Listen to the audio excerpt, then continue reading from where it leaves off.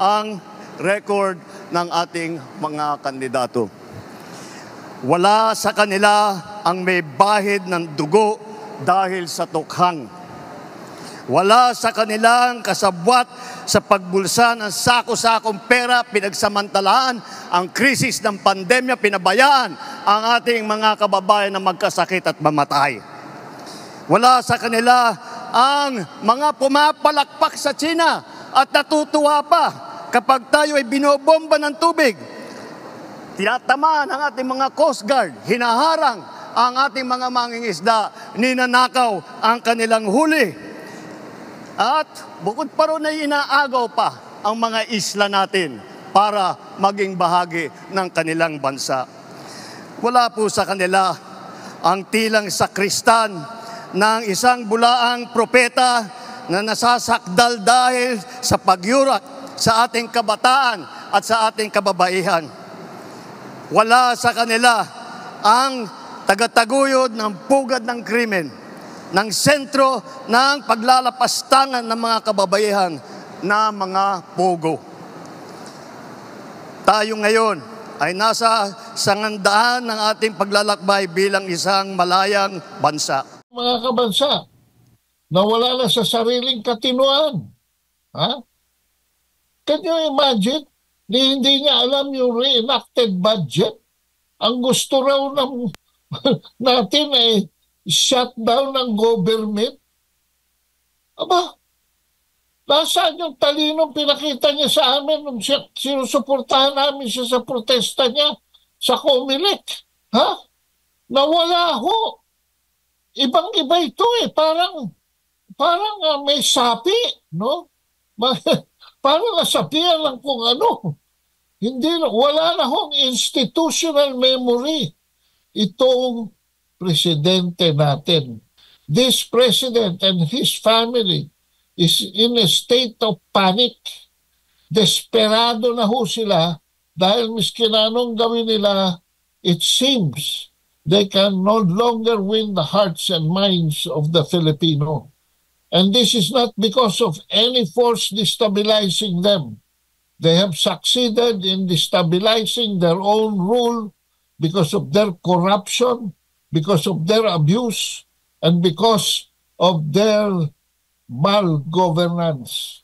Yan ho, wala na hong institutional memory akong makita rito. Opo. Kay Bongbong Marcos Jr. Po. Nabanggit niya sa isang panayam sa kanya during campaign noong 2022 presidential elections. Nabanggit niya, and I quote, ni Marcos Jr., "I do not believe and I do not indulge in negative campaigning." Itong mga banggit niya, itong mga binanggit niya sa kahapon sa kick-off, kumbaga ito ba ay nagpapakita na sa kanyang tunay na kulay na yung mga salita niya noon ay ano lang, kumbaga parang wala siyang paninindigan, taliwas talaga yung kanyang nagiging pag-uugali, Kado? Presidente Marcos Jr. ay tumalikod na sa kanyang mga dating prinsipyo. Alam nyo ba na kaibigan namin yan, ni Camentong, kaibigan namin yan. Nagmi-meeting kami dyan nung nadaya siya ni Leni Robredo. In fact, ang pruweba ko niyan, 3 Pasko, nagpapadala siya sa amin ng isang bayong ng mga produkto na galing sa Ilocos Norte. Nagugulat nga ako, naalalaman yung address ko eh. Ha? Kaibigan ho namin si Bongbong Marcos. Kinampanya ho namin si Bongbong Marcos noong 2016. Ang ticket po na dinala namin noon, Duterte Marcos. Kinampanya namin sa pagkapangulo. Ang ticket na dinala namin, Marcos Duterte.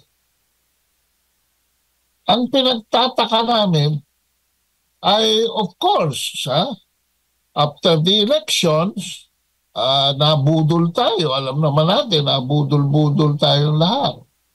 At kami lalong nagulat pagdating ng, tandaan nyo itong date na ito, February 2, 2023. Yan po ang araw na napirmahan ang 4 additional sites sa Enhanced Defense Cooperation Agreement.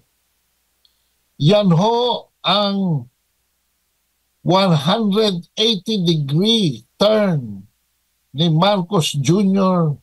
sa kanyang mga prinsipyo. Mula ho noong February 2, hindi na ho niya naisip ang kapakanan ng sambayanang Pilipino. Bakit ko nasabi yun? Ang una niyang tinalikuran, bukod sa mga supporters niya, mga kabansa, ay ang economic aid na dapat manggaling sa China to the tune of 23 billion US dollars. Yan po sa accommodation na ginawa niya sa mga Amerikano ay hindi na ho makapasok sa Pilipinas.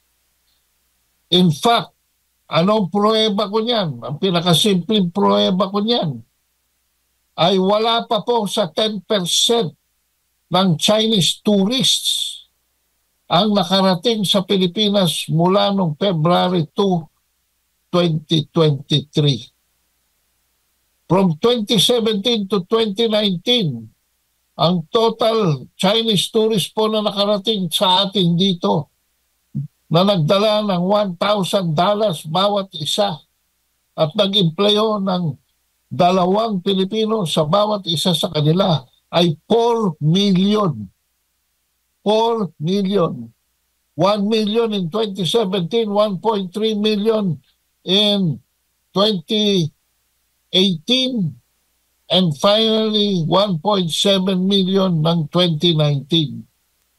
Last year po, 267,000 lamang ang tourist na nakapasok mula sa China. Bakit? Ay kinutahan ho ni Marcos Jr. So kung kayo'y nagugutom mga kabansa, kung ang bansang ito ay hindi makaharap sa inflation, kayo ho ang unang binasura nitong Pangulong ito. Wala na ho itong pakialam kung hindi makipagsayaw sa isang banyagang bansa.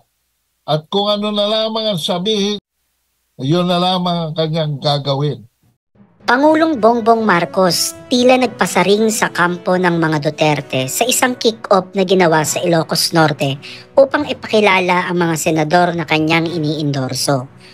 Ngunit hindi nakaligtas si Pangulong Marcos sa pambabatikos ni Kaado Paglinawan. Nasabihin nito sa interview niya sa SMNI na tila wala na daw siyang institutional memory. At ang pamilya Marcos raw ay nasa state of panic na at ito raw ay mga desperado na. Ngunit ano nga ba ang institutional memory na sinasabi ni Kaado? Ang institutional memory ay tumutukoy sa naipon at naipasa-pasang kaalaman, karanasan at patakaran at kasanayan ng isang organisasyon o institusyon sa paglipas ng panahon. Mahalaga ito upang mapanatili ang continuity at maiwasan ang pag-uulit ng mga pagkakamali mula sa nakaraan. Kayo mga kababayan, ano ang opinyon ninyo sa napanood ninyong video? I-comment nyo sa baba at sa lahat ng mga gustong makapanood ng buong interview ni Kaado ay panoorin po ninyo sa Facebook page ang SMNI. Muli maraming salamat at magkita-kits po ulit tayo sa susunod nating update. Maraming salamat!